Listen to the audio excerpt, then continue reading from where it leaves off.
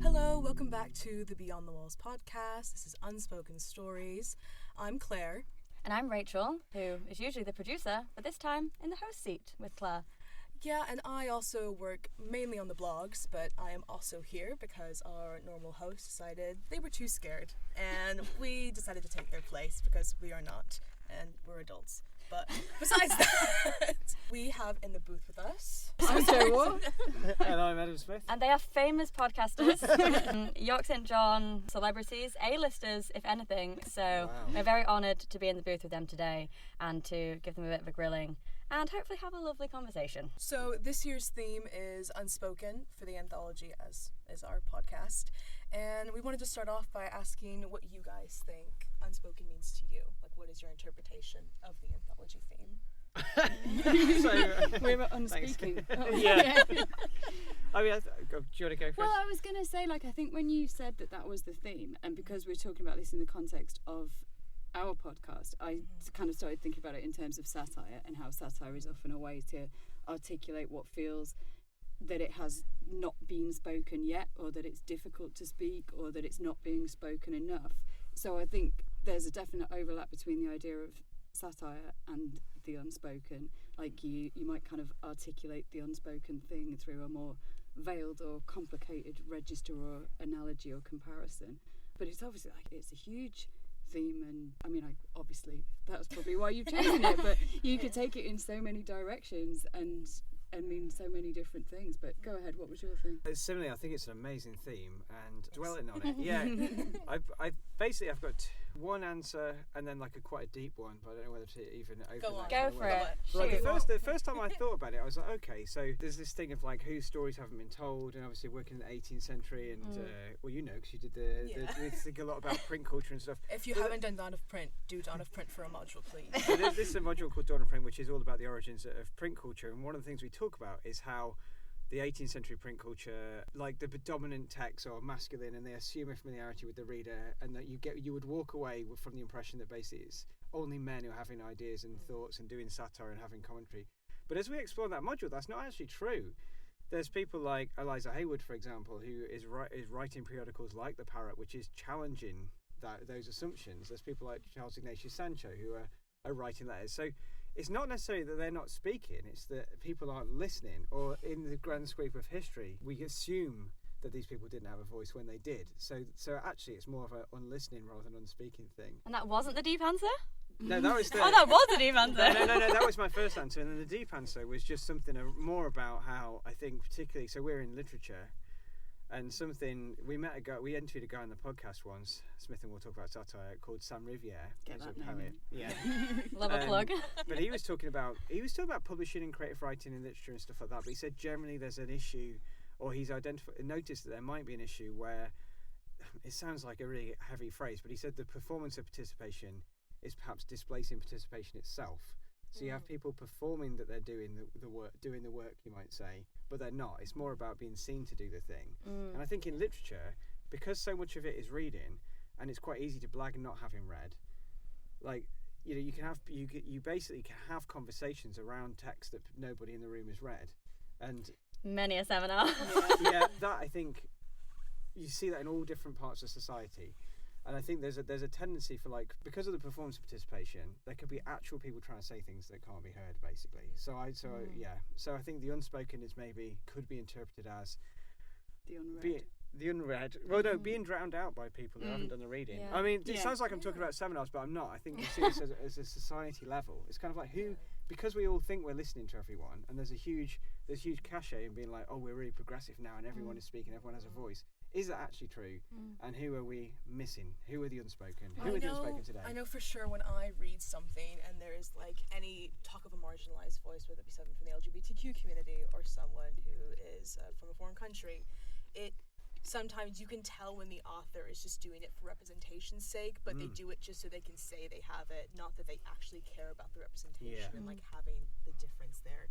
And then with the classes and not knowing about the text that you're reading, and that I entered your class and I'm in a Shakespeare module that I just came from, and I, as an American student traveling here, I have no idea what any of the fancy texts are, and I feel where you come in your upbringing, like I feel like higher class people will read more in-depth things, and then they'll shun you for not reading the things that maybe you didn't have access to or you weren't taught.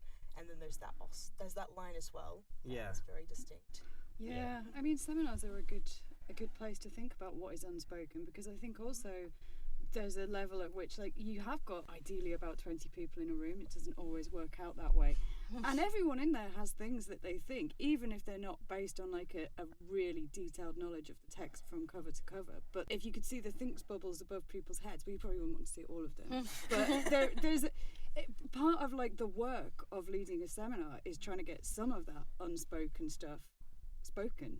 And that's kind of when things start flowing, is when, I don't know, I suppose that ties together a lot of the ideas about like the idea that there's a kind of cultural cachet or a performativeness about reading, that people don't always feel confident that they can articulate, or that they're, you know, if you've read the book and they've read the book, there's no reason why what you want to speak is worse than anyone else's. But seminars are too full of the unspoken in so many ways. There's something really private and personal about reading. An idea that I come back to often is the idea that the text itself is an inert object. Like, the text is nothing. Like, it's just a lump of paper until somebody reads it. Like, you bring it alive in the reading. So that involves putting yourself out there. It involves listening to the text, but kind of the voice that the text has that is spoken is 50% you bringing yourself to it. So when that hasn't happened, like, the text doesn't have a voice, you don't have a voice, you just end up with this. So we might think of that as a kind of unspeaking. Like, so yeah, I mean, I think we should listen to texts. I know with that theme we have another question. It's, who do you think is one of the most underrated voices in history? Whose voice do you think is the least spoken of? Like, do you have a specific particular writer that you always study that you think needs more of a spotlight, I guess? I'm feeling the anxiety of that anyone I say will be like, oh, for goodness sake, Joe, everyone's heard of that. That's not, like, that's not just you who's heard of that person. So yeah, I don't. Have you got something? I feel like I should have a good 18th century one off the top of my head, but it's not where my thoughts have gone. I mean, there's loads of writers that you've introduced me to, like reading for pleasure outside of work, that I'd never heard of, that are absolutely remarkable, like Alison Lurie. Yeah, is the most prominent example I can think of. So she's like an American writer from very popular in the 70s and 80s, writing campus fiction. Yeah, I mean, you can't really say she's unheard of because she's won like quite a lot of awards and stuff, but unheard of by you. Yeah, she was unheard of by me. But yeah, you're right. I mean, I think people don't talk about Alison Lurie enough. They don't talk about her as a campus satirist. They don't talk about her as someone who's like doing a lot of the things that someone better known in this country, like David Lodge, is doing.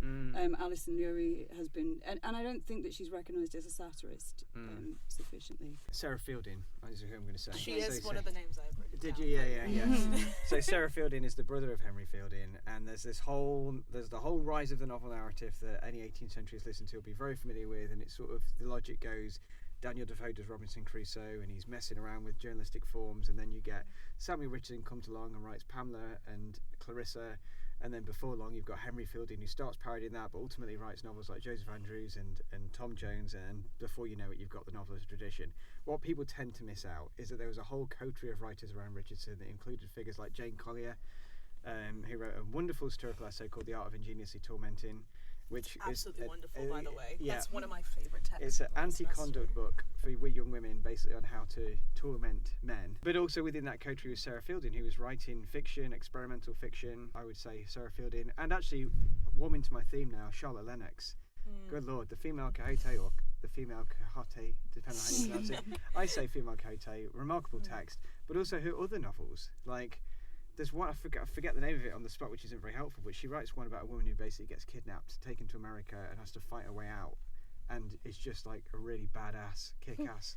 And people don't think that like these novels come about during this time. Like, I found out, like, I didn't think, no offense, that was like 18th century like texts or whatever. Like, I never had to study them, and I didn't think they'd be very interesting. But every single text that I read from last semester, I was like very intrigued by, and like Arabella in the Field of Quixote, I was like, wow, she's delusional, but I relate to this woman so much. Oh my God, don't we all relate to a bit of delusion? We love a girl boss. We do love a girl boss. This idea as well that 18th century people, everyone, but women and men, but a lot of women are reading French romances from the 16th and 17th century, which are all about like women heroines going on like chivalric adventures. And this is my thing, because with the French romances, that was a thing during that time, and I think there's kind of been a resurgence of that, but they've just dubbed it romantasy. Like it's more in the name. It's romance and fantasy just merged together, and that to me is like coming back to that. And then the women are finding that love again. Like anyone I know has probably read a romantasy like my age, and it's they're amazing. But like I get it. I was like, those were the original romantasy books that we still come to love this day. And I just find that so beautiful. And one of the reasons something I find fascinating about this whole debate is one of the reasons why Sarah Fielding gets left out of the canon, and one of the things that Charlotte Lennox is quite self-consciously fighting against is that this male-dominated public sphere comes up with this new way of thinking about long-form fiction as the novel, as a way of basically trying to sanitize long-form fiction so that it's not the French romance stuff about women, it's this serious form about men. But then you read like Moll Flanders and it's about a woman going on a massive sexcapade. So it's essentially very similar stuff, but it's like we're not doing the French romance stuff anymore, like this is the male novel. So all that. So Charlotte Lennox and Sarah Fielding and Jane Collier. I feel like Dawn of Print is getting an awful lot of love. Yeah, sorry, I have to ride for Theorising Lit, Power and Identity from last year, which is where I first met Joe, and that was my favourite module by far last year. And so when everyone was just speaking then and thinking about Unspoken, I just thought my year of rest and relaxation. Yeah. How much is unsaid, like in that, or like how much does she just not actually speak out loud, even just on the most basic of levels? Yeah. But yeah, I love that so much, and I love studying that. Oh, good. Yeah. Well, I can't remember how we came to put that on, but yeah, that did go down really well. That text. And has Eileen come out yet? By the same writer. I think their film's in production, but side note for any Moshfolk fans out there. But yeah, I mean there's a lot that's unspoken in that text, isn't there? Not least of it being why are you doing this in the first place? Like what? And she does kind of give various different reasons and accounts, and kind of there's a lot we could speculate about why she's doing this bizarre thing of, for the listeners who aren't familiar with it, drugging herself into oblivion for a year and not leaving her apartment. Yeah, it's a text that has a kind of an absence at its heart, doesn't it? Because we don't know what the rationale for this is, or why she stops, or why when she wakes up like bizarrely for something no one would ever prescribe, it kind of does seem to have sorted her out. That and 9/11 seem to have cheered her right up. So yeah, I'm looking. That's coming up again in a few weeks on Theorising Lit, isn't it? So I look forwards to that again. It was quite nice. So I'm directing the module Literature at Work at the minute, which is a literature employability module. But we've tried to make it much more about thinking about literature, the value of literature, and part of that is looking at how characters engage with literature in novels. And one of them was Douglas Coupland's 1991 novel Generation X. I really want to read that. It's come up a few times in the last few weeks, and I'm like, I have to read it. Yeah, but it's basically three friends who are in their 20s who have like a quarter-life crisis where they just suddenly find themselves in various jobs that they're not happy with, thinking there's got to be more. Been there. And they leave and end up living on the outskirts of Los Angeles, basically living on a shoestring, doing what they call muck jobs, which is jobs that are, in a way, therapeutic because they don't involve a lot of cerebral activity, and it gives them an income, but it gives them the time to essentially read. But there's a character in that called Dag who, before he gets to that process, that's the end of his process. First of all, he basically tries to self-medicate himself into a coma to stop thinking, and all the students are saying, "Oh, it's like my year of rest and relaxation." And then one of the other characters, his younger brother, says to him, like, "I'm really worried about you. You're saying some really weird stuff lately. You're not going to metamorphose into a big bug, are you?" A reference to Kafka's Metamorphosis, which is also on Theorising Lit, Power and Identity. So it's ended up being like a soft sequel to Theorising Lit. That's amazing. What those characters should have done is not go and do the muck jobs, but come to Yorkshire John and do Theorising Lit with us instead. Which is actually a really good segue into how did you guys get to YSJ, and if you could talk us through your career history and why you were here at this lovely institution. What's the starting point? Where should I go from? So I did English and related literature at York for my undergrad, and the quirk of it being related literatures, you had to do one module that was in a language not English, and so I did the one about 19th century French literature because I'd done French A-level, and that meant I didn't have to take an LFA course to learn a different language. And the reason I'm mentioning that is, like, it was a good part of the degree that you had to engage with a different language, and you had to do translation, and you had to read in the original. But that's kind of where my interest in the 19th century started, actually in French literature, and that's what I focused on in my MA. Then, which I also did there. Then my PhD, I kind of segued into like representations of discourses of weather and meteorology and forecasting and climate theories in Victorian novels. Because everyone knows Victorian novels are full of weather, but there's a lot more, in my argument, going on at quite a lot of the time, like the way that climate interacts with health and the economy and the sort of environments in cities and so on. And so then when I finished that, I did bits of teaching at York. I'd previously done bits of teaching here, like literally paid by the hour, cycle across town, teach a seminar, cycle back to the other job, and did various bits and bobs for a while, and then just kind of had increasingly slightly longer term, slightly higher percentage contracts here, and then have been working full-time and permanently here for 10 years or so now. So yeah, it's a long, complicated and often frustrating path to working here. And then since I have been here permanently, like more and more, you know, I've got to kind of shape what I teach and design some of the modules that I teach on. And now I'm in a really nice place where I've got some like nice PhD students and modules that I'm really like fired up to teach, rather than kind of cycling across York in a big hurry to teach like introductory poetry to first years and then going back again. Yeah. So that's me. Yeah. What about you? Well, so, like you say, it's hard to know where to start and what to include, isn't it? But I guess it started with me doing a degree in English literature at Sheffield University of Sheffield. Greatest city in the world. Okay. And I was doing that, and I remember not really being sure. I really liked literature, discussing literature. I felt like I wanted to be a journalist. I had a backup plan of maybe being, like, I had half an idea of maybe being a secondary school teacher or something. But actually, I was telling my literature work students that we had a session in our second year, I think, called "What Do English Graduates Do?" And they got like 4 speakers who came in and talked about their careers. And that was all we got in those days. You don't have a whole module about it. It was just like one afternoon that was optional. Yeah, same. Yeah. And I listened to all of them. I said, I don't want to do any of that. Well, that was it. So the guy who was a journalist, no disrespect to journalists, but like he came in and he looked like really tired. And he told this, he just said everybody hates, he was a tabloid journalist, but he was like, everybody hates you. I spend a lot of time sleeping in my car, like watching people in their houses. It's very Doesn't sound stressful. creepy at all. Like people who's marking out and stuff. He's like, the deadlines, the stress, I don't really have a life. It's absolutely horrible. So I thought, well, if that's what it is, I'm not sure about that anymore. And obviously the job I ended up with is very different from that, because I don't look in anybody's house at inside my car. Hardly ever. Are you sure? we do still have a lot of deadlines, and it's quite stressful. Well, but yeah, no, they don't. But so that has happened, and then but during the course of doing the degree, I did my dissertation, which was about early modern dedicatory paratexts, actually, which is I don't know how I ended up doing that.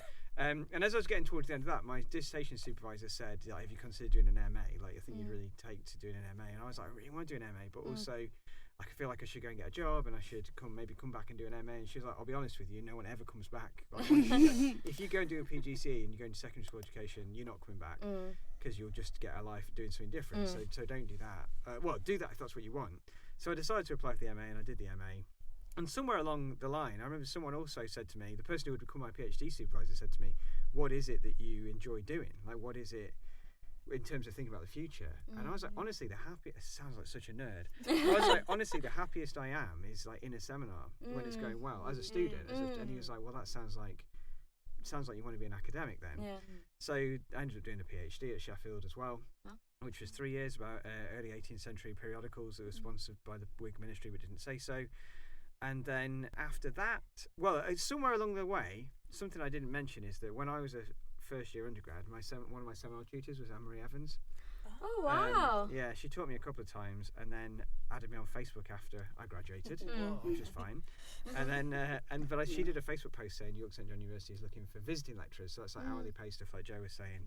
So I put in an expression of interest, got interviewed, and was doing hourly pay teaching here for 2 years. The year I finished my PhD and the year after, and whilst I was doing that, I also applied for and got to do something called a postdoctoral project at Sheffield about Sheffield radical newspapers. And then before long, I was doing the postdoc. I was teaching here on a fractional contract. That means, like a part-time contract. Teaching at Sheffield as well. And also was something called a co-lead educator on a MOOC, a massive open online course, which is like a digital course. So it was a very busy few years. Very busy. And ultimately got a maternity cover contract here for 1 year. And then at the end of that, which was a weird year because it was like, I'm finally here, I really love it, I like the degree, I'm excited to be part of the team.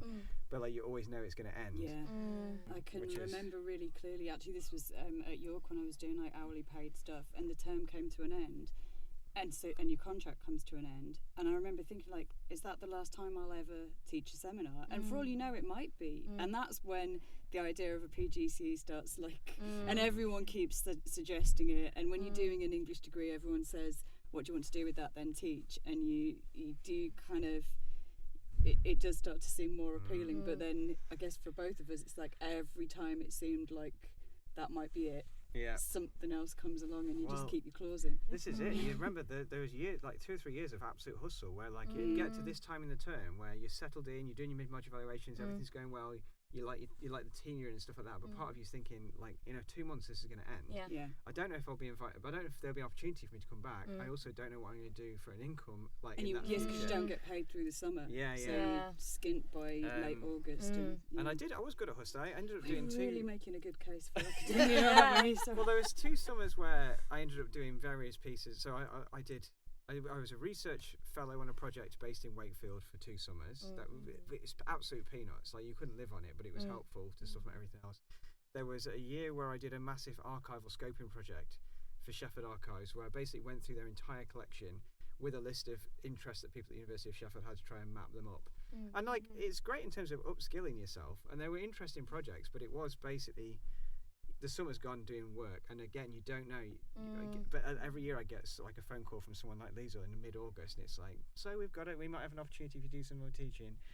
Until I got so the maternity contract was different because that was full-time, but it was going to end, and then as that was winding up they said we need someone to write and deliver a foundation year in liberal arts by themselves whilst also working part-time in literature. I don't know how I survived that year, but I did, and now that program is thriving. Like there's it's quite different from the one I wrote, but like there is a whole team doing that now.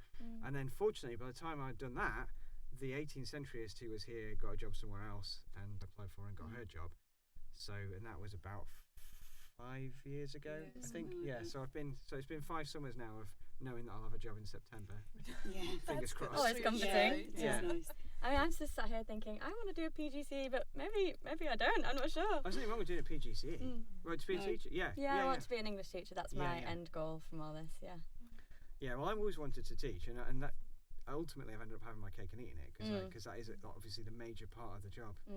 Particularly at teaching intensive university at York St John is that you spend a lot of time teaching people. But yeah, there's nothing wrong with doing a PGCE. I spent 12 years working in sales, which broke my soul, so hence why I am now here. You're going to love Generation X.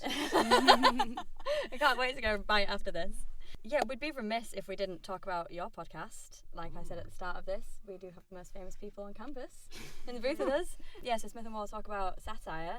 Talk us through that. I mean, I know you said the other day how you got started, but it'd be nice to hear from Jo as well, how you got started. Yeah, so it started with a conference in summer 2018 or 17. It was 18, Summer 2018. We did a conference that was like meant to be across all different historical periods, all different kind of takes on it, but just with the central point being satire. Like, where is satire? Where did it start? You take, as with most conferences, you keep it really open so that people can contribute a paper on whatever interests them. And we ended up, it was a 1-day conference held here.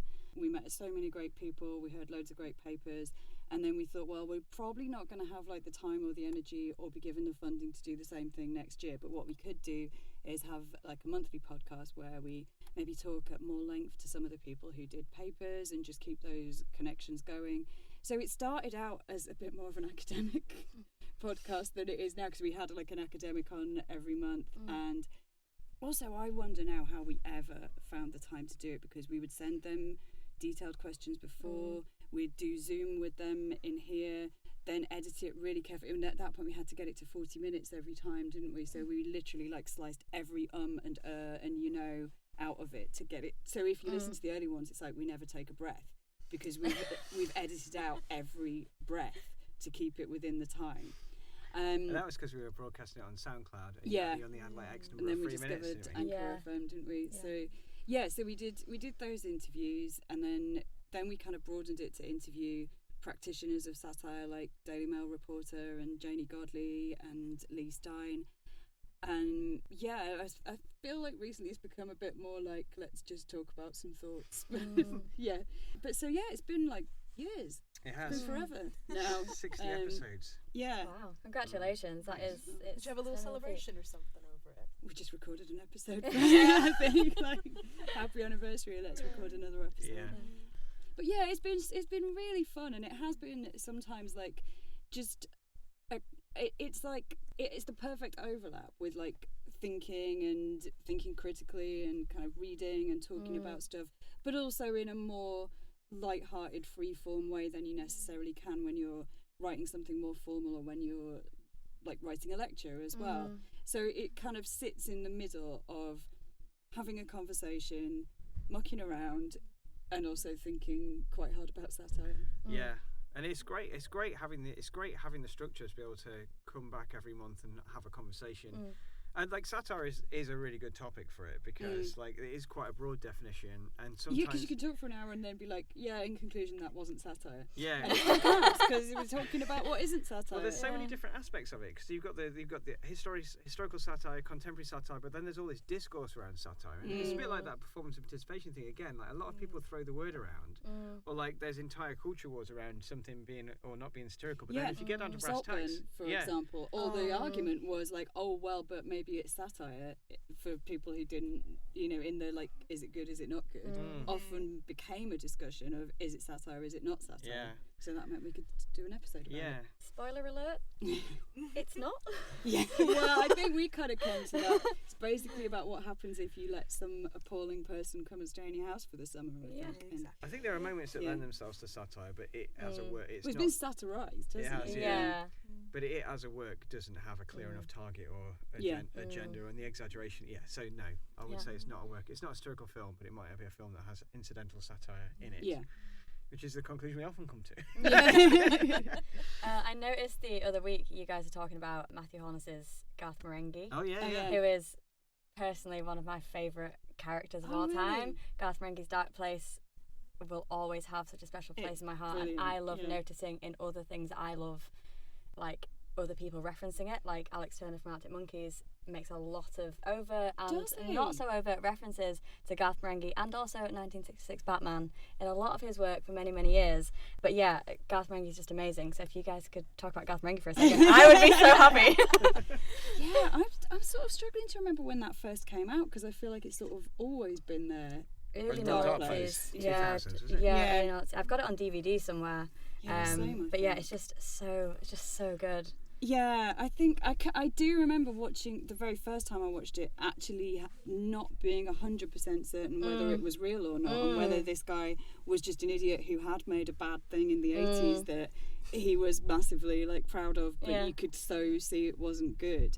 And I think I've probably watched it through a few times since, but yeah, it's so clever. I think the way that it skewers that kind of not very good horror writing, and also not very good acting and clunky sets, and like when it's really obvious that things are on strings or whatever. And the cast is brilliant as well. Perfect. Yeah.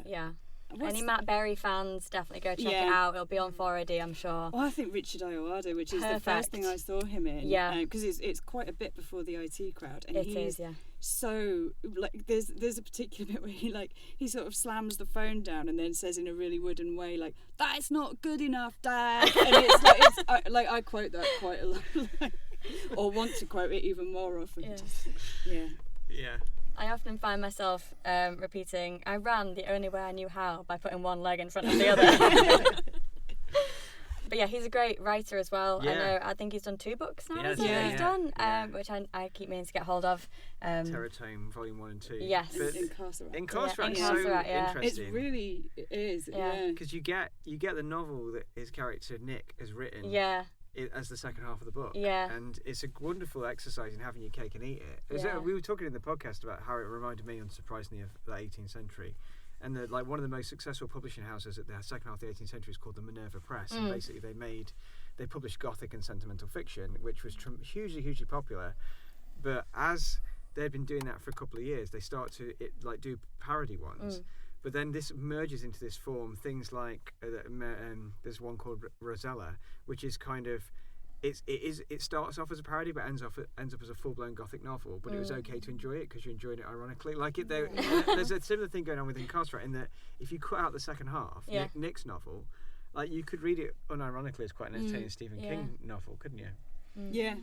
Yeah. One of his worst ones, anyway. Yeah, I do think actually having read and enjoyed Stephen King adds something to seeing the satire that's going on, and even James Herbert as well, which is like really poor in my opinion, but you can see that he's like a source for Garth Marenghi. I read somewhere as well that you think Alan Partridge is a great satirical character. Yes. Also another personal favourite of mine. Oh, good. As well. I didn't know where you were going. No, with that. You were like, Aunt Jo, I want to take I am issue with that. obsessed with Alan Partridge. Yeah, me and all my friends, a day does not go by where we do not mention Alan Partridge at some point. For me, it's a shame that a lot of the stuff that Steve Coogan's done afterwards that is still in that character just does not measure up to that TV show. To I'm Alan Partridge. Yeah, to I'm Alan Partridge. I feel like the closest thing for me was like the radio show stuff that he did. But I've got like a few of the books and stuff, and I've seen some of like the weird talk show, the One Show kind of spoof thing that he did. This time. This time. Yeah, like it was. So you're a pre-Gibbons Brothers fan of Partridge, like yeah. Classic. I prefer his early work. Yeah, definitely. You like Iannucci Partridge more than Gibbons Partridge. Yeah, I would say so. Yeah, definitely. Interesting. Yeah, and I haven't seen him like on any of the tours and stuff that he's done. Have you ever seen the mockumentary The Scissored Isle? It's on YouTube. I don't think so. That's no. really okay. I think it kind of bridges the two eras as well, it's doesn't it? It's the funniest thing I've ever seen. I've watched it about 10 times. And I quote that all the time. Yeah.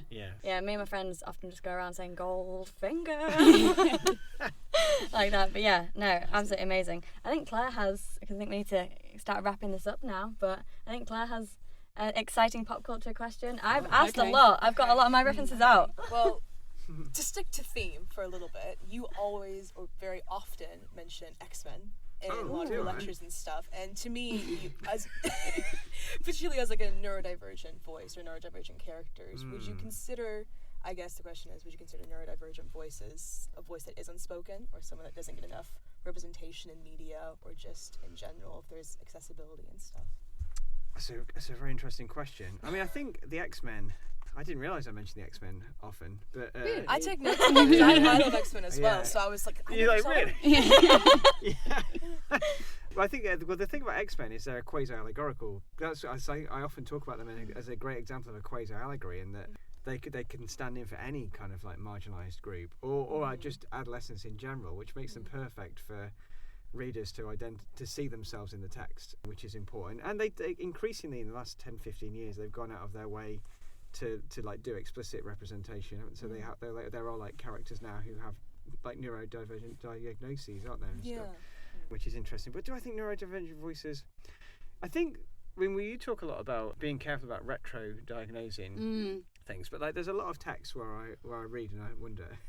Like, is this a would we now say this was a neurodivergent character or a neurodivergent author? And then I think maybe we come at it from a skewed perspective, because on Theorising Literature we have a week on neurodiversity. Really? Yeah. So we did, didn't we? We have had, yeah. Yeah, and we did The Now of Brown for a couple of years, which is a graphic novel representation of a character with OCD.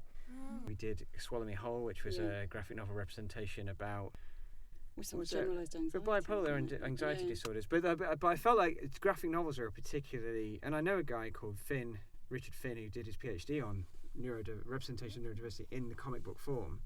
And I think that's a really exciting space to do this, because, for example, Swallow Me Whole would have sequences where the character would have like episodes, and you could sort of see the crosshatch lines would start to come in, and things would be getting darker and more intense, and so they were able to represent. It's like synesthesia, really. You could represent a feeling, a mood, visually in the text. And as I understand it, I mean, I go in travelling man every now and then. Like, it seems like there is a booming industry actually in using comics to represent voices that have been typically unheard. But I'm sure we could always do with more. Yeah. I just wanted to know about that because I love to reference anything X-Men as well. I did actually just reference X-Men about an hour ago. So I realised So I I could did tell. it. Yeah, you were surprised by the question somehow. Another one that I have is you always talked about how Sarah Fielding and Sarah Fielding and Jen Collier, they would do terrifying podcasts together if podcasts were a thing back then. Between both of you, if you think they were to make a podcast, what do you think they would name it, or what would it be called? If Jane Collier and Sarah Fielding made a podcast? Mm-hmm. So do you know much about Fielding James? and Collier talk about Experimental being fiction. in the 18th century. No, I don't know enough about them to. So they were in to a get so they were meta. they were a little literary community, a little coterie, and they were hugely collaborative. So they read each other's work and they wrote 2 pieces together. One was called the experimental fiction. One was called The Cry, but the which is kind of a bit dark, like sentimental. But they were going to write a sequel to it called The Laugh, which is going to be like the opposite of it. And sadly, one of them died before they had a chance to finish it. Not laughing now. But what would they call their podcast? Maybe they would just Not call it laughing Laugh. now. Yeah. Yeah. It wouldn't have to be anything complicated for them, just very simple. Could do multiple interpretations, just like the theme. Yeah. Yeah. What's the big question? Okay. You're really dying to ask I don't Claire. know about you, but we do know that Adam is a Swiftie. And as fellow Swifties here, I don't know how Are we you talking feel. about the same Swift though here? In No, terms of Not Wait, Jonathan no, Swift. right, We're talking okay. about Taylor Swift. Okay. And we were going to ask if you know, I don't know if you are Swiftie as well. I think she's fine. I'm sorry to like upset anyone, and like I know people have really strong feelings about Taylor Swift. I think I don't necessarily get why she's quite so venerated. Like You it's did perfectly sing. good. You did sing Blank Space once on the podcast. Yes. It's all we need. Yeah. All we need. Ultimately, we just want to know what era you're in right now. If you knew the era. I'm always in the folklore era. Oh my God, Okay, thank you so Cabin much in the for saying Woods. that. We love. That's We're all right. really putting Joe on the spot. What era am I? What in? era are you in? What Taylor Swift None, era of do you none think? era. None like of them. just the era of thinking she's fine. And that's absolutely valid. We just wanted to have some little. What era are you in, Claire? Ooh, I would love to say I'm in Reputation because I know you're in Reputation era, but I'm folklore. not. I think I'm continuously also in a folklore era because that is my truth. I literally have a tattoo of the song Mirror Ball, and that's my verse ever tattoo is an actual disco ball for the song because I'm not normal about anything or any of my interests, but folklore forever. And I feel like Tortured Poets Department. I keep wanting to say it. Dead Dead Poets Poets Society. Society I know, every right? single time. Did you see all the like controversy over the apostrophe or lack of in that on Yes. the internet? Oh. Because Yeah. a lecturer said like, "Oh, I've used this title to teach my students something about apostrophes," and she didn't actually say teach them what, like say, "Oh, it should have." But everybody who saw it was like, "This stupid lecturer is telling her students that it should have an apostrophe when it quite clearly shouldn't because it's poets in the plural." Blah blah blah. And it like I think maybe she might have anticipated that was going to kick off and get her some new followers. But Probably. yeah, interesting discourse. I like to perform like I'm in my Reputation era at all times, but I am not at all. I am preemptively in my Tortured Poets Department era right now. Highly anticipated. But yeah, thank you so much for your time. Thank you. I appreciate that you have busy lives and jobs, and we are just lowly students making a podcast. But thank you so much. This was fantastic. And thank you for your time. Thank you for listening as well. I think this might go up after the student showcase on Monday the 11th of March at 7 p.m. in the Creative Centre. I really hope you guys can come. If not, I will cry.